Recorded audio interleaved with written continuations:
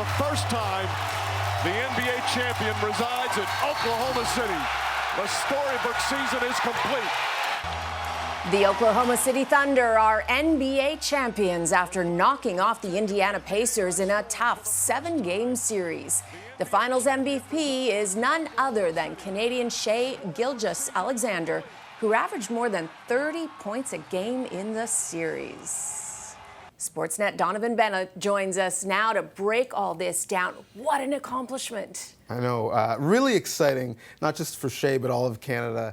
It's a remarkable story. How did he get here? I mean, you were saying to me off camera, he is considered, you think he's the best Canadian basketball player of all time. I think now, no disrespect to Steve Nash, it's a high mark to clear, but he's there. And I think if I had to describe it, it's consistency and Canadian. Those are the key ingredients. This is a guy in grade 9 at St. Thomas More in Hamilton, was cut from the senior team. He says, I'm not bothered, I'm just going to go win a championship with the junior team. Consistently got better, was a 4-star recruit, wasn't heralded, but played well for Canada basketball in the junior team, and got a scholarship with Kentucky, wasn't a starter. By the end of the year, he was a lottery pick. With LA, was traded to Oklahoma City, small market, away from family, not worried.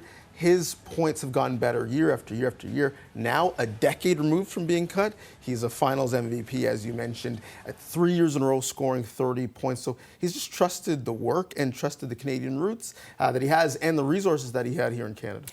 I love the sense of community that he has around him, and he comes back to train here in the summer in Hamilton. Tell me about that and the group of people, the core around him. I love this. So it's the 6 a.m. club, and it is his 5 friends from high school who, in the summer when he's training, they change their work schedules around his training schedule. He picks them all up in his car, like high school. Right. They go, they all know the roles and what they need to get done training throughout the day. They go back to his house, have a prepared meal by his chef. Then they work out literally with his trainer in a garage. So you could be walking around down the street and see the MVP right there doing sit-ups on the pavement. But he says, it worked for me all this time.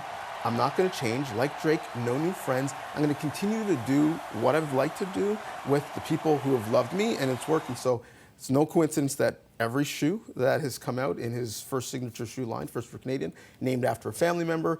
And when you look at the pictures of him courtside after winning with the confetti falling down, it's that 6 a.m. club and his wife, kid, and parents with him. That is amazing. What's next for him? I don't think he's done, you were saying. No, well, Far from it. He's got a long list of and he's still young, accomplishments. of course. And he's just 26, just a decade from being cut. He's got a long list of accomplishments that he wants to achieve in the game. Can't imagine what they are, because he's on a list now with Jordan, Abdul-Jabbar, and Shaq as the only people to win a Finals MVP, League MVP, and scoring title in the same year. So if he retired today, he'd be a Hall of Famer. But I think, to be honest, one of his key drivers is couple years in LA in the Olympics, he wants to have confetti falling for Canada. I think that's the big thing that's next on his to-do list, but we'll have to wait for that. We'll have to wait. Okay, you're a fan. You're going to be watching him closely, aren't you? Big time. All right, Donnovan Bennett from Sportsnet. Thanks so much, Donnovan. Anytime.